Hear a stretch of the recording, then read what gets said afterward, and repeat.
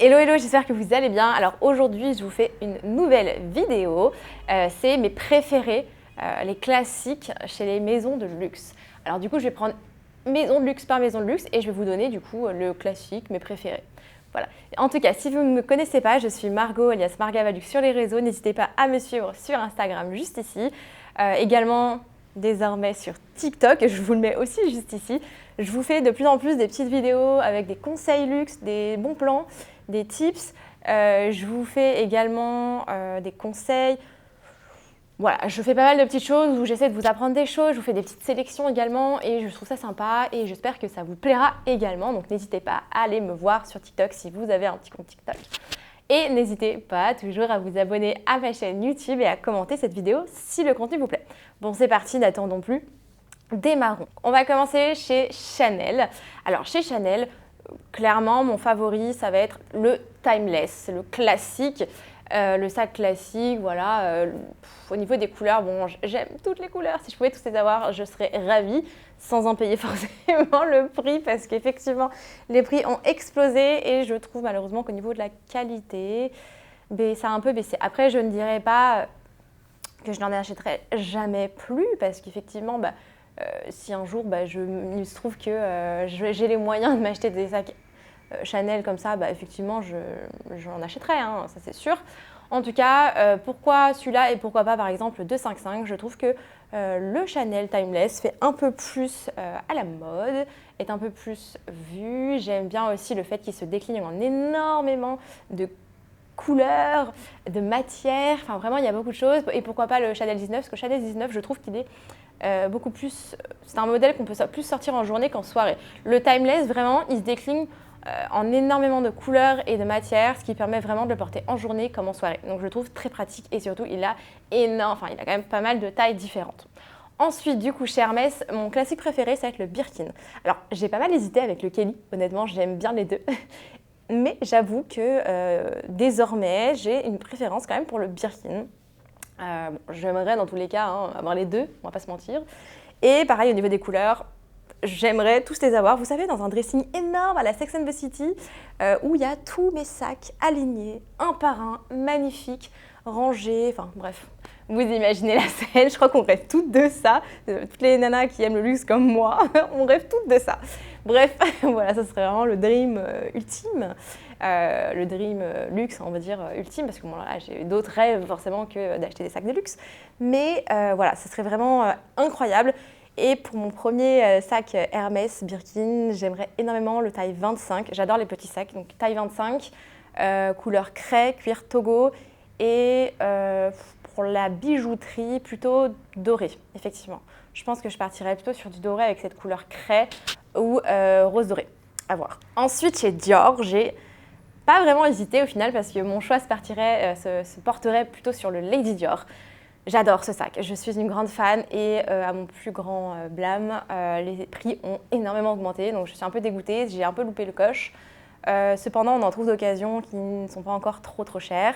J'attends d'avoir un peu économisé. Pour le premier, j'hésite avec soit un très coloré, là j'en ai vu un jaune en cuir verni, juste incroyable. En fait, depuis que je vis à Barcelone, j'ai envie de couleurs. Je pense que c'est le temps qui fait. J'ai envie de couleurs pétantes, éclatantes, bref. Et sinon, en couleur, j'ai vu le modèle aussi dégradé, donc en rouge rose ou alors le bleu. Incroyable. Il existe en gris, mais je suis moins fan. Je préfère le bleu, par exemple.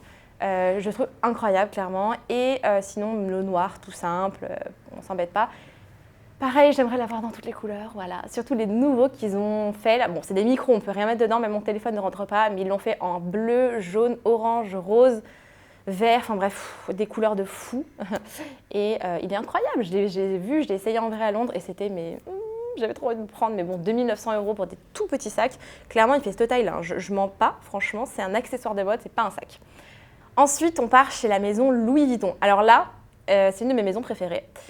Et honnêtement, quasi impossible de choisir, donc je vous ai sorti 3 modèles iconiques que j'adore. Le premier, c'est le Capucine, donc c'est le seul que je n'ai pas dans ma sélection, parce qu'il est quand même une gamme au-dessus, il est quand même plus cher, et je n'ai pas pu malheureusement encore me l'acheter, mais ce ne sera pas sur ma wishlist de 2022, ni à venir proche. En tout cas, ce sac est juste incroyable, je trouve que c'est l'une des plus belles pièces de la maison, avec les mâles, bien sûr. Mais voilà, je trouve que le Capucine est très chic, il est très beau. Ils se déclinent désormais en plein de couleurs différentes. Ils en ont fait des plus petits avec des grosses bandoulières qui font un peu plus sporty et un peu plus jeans, on va dire. Donc je trouve qu'il fait très chic, il est vraiment très beau. Ensuite, je vous ai sélectionné 2 toiles, donc c'est le Métis et le Neverfull. Honnêtement, j'en suis dingue. Donc j'ai les deux, le Métis et le Neverfull, et les deux sont pour des utilisations différentes. Le Métis, ça va être vraiment un sac qu'on peut porter tous les jours. La taille est parfaite, la contenance est parfaite, vraiment, c'est le sac parfait pour les travailler. En plus, c'est résistant, la toile cirée. Ensuite, du coup, le Neverfull. Alors lui, je l'utilise aussi pour les travailler quand j'ai besoin d'un peu plus de place dans mon sac, que j'ai un peu plus de bordel dans mon sac. Et pour voyager également, je le prends pas mal pour voyager parce qu'il est super pratique.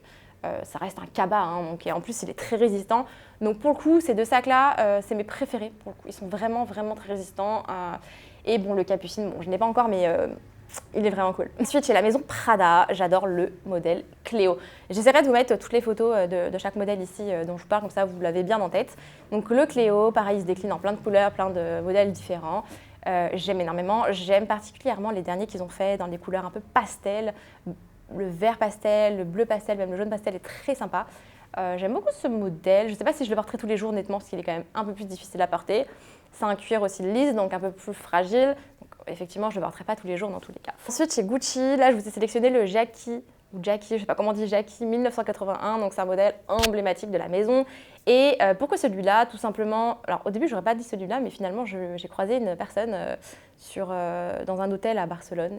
Une dame très chic et elle portait ce sac jaune.